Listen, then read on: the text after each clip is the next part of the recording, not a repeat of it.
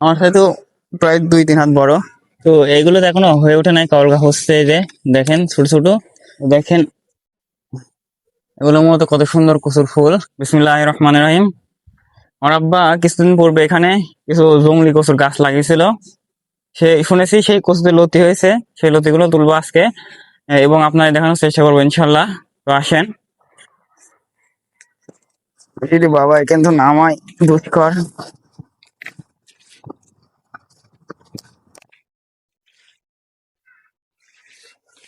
বিসমিল্লাহির রহমানির রহিম।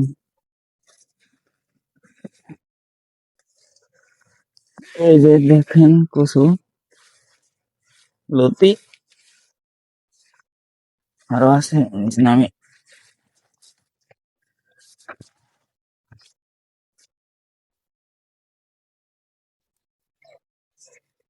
এই তো জঙ্গলি কচু লতি তাই একটু তোলা সমস্যা।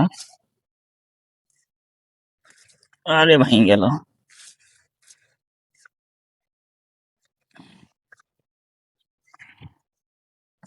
দেখেন প্রায় আমার সমান হয়ে গেছে কচুর লতি। আরো তুলি।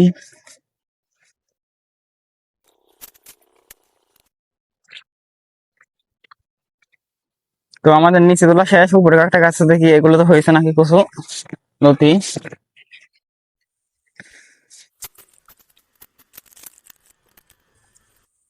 তো এইগুলো তো এখনো হয়ে ওঠে নাই, কলগা হচ্ছে এই যে দেখেন ছোট ছোট। তো ইনশাল্লাহ পরে তুলে এগুলো খাবো। তো এগুলো থাকে এখানে এরমই। আপনারা একটা জিনিস দেখাই কচুর লতি তুলতে তুলতে। দেখেন এগুলো মূলত কত সুন্দর কচুর ফুল। তবে সব জিনিস সুন্দর হলে যে ভালো হবে তা নয়। এটাতে যদি আমি হাত দিই তাহলে হাত চুলকাবে, এটাতে হাত দিব না, এটা ফেলে দিই। তো আমাদের কচুর লতি তোলা প্রায় শেষ।